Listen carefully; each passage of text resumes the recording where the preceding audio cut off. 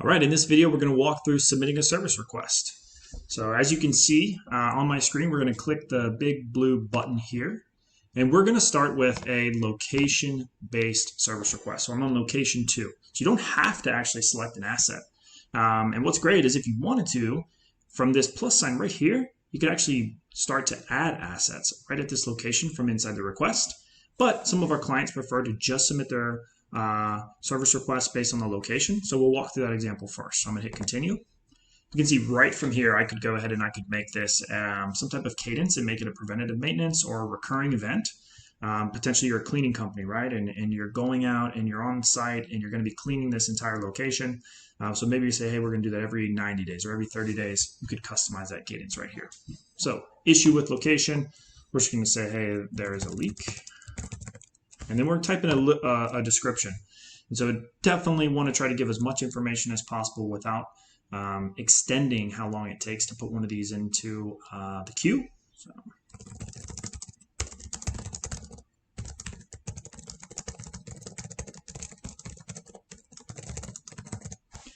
What's great is I could attach some files, I could attach pictures, which we're really pushing and encouraging right now, just to expedite for the technician so they know exactly what they're looking for when they arrive on site. And I hit submit. My job as the requester, someone who needs service or to put a service request into the queue is done. So let's look at an asset-based request. So again, I'm going to start here from start service request. Of course, you can do this right from your mobile phone. You don't have to be on your desktop like I am. And you can see I'm at location 1. There's one asset selected. And so it automatically pre-fills for me. Again, if I wanted to add another asset, I could just add that new piece of equipment right here. So you can add on the fly, which is really nice. Of course, you can see from here, you can add locations on the fly as well.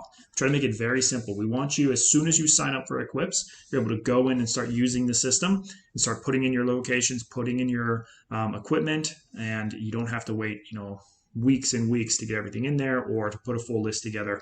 We want to make it as simple as possible to get going. So I'm going to put this in on the evaporative condenser. Hit continue. This is a great message right here. It tells me that there may be a duplicate. Or that there is a duplicate. And so if I'm putting in a request on the same thing, I can maybe escalate it right from here. But this is a demo environment, so I'm going to hit continue. And you can see I've got my adapt condenser up here, and it tells me what location I'm at. Great. And then there we have our issue bubbles. These are customizable, so we could change these, and I'm just going to say this is a medium priority. Again, we could convert this into a recurring event or a preventative maintenance, but just going to do just once for now, and I'll type in a description.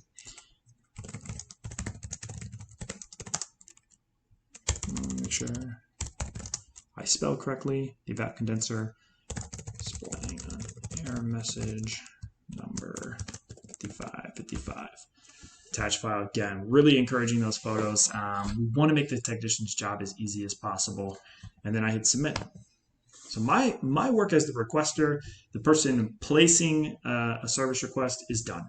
I got that information submitted into the queue. And what's great about that is I went through those pretty slowly, but generally it takes about 15 seconds to place a service request submission inside of the Eclipse software.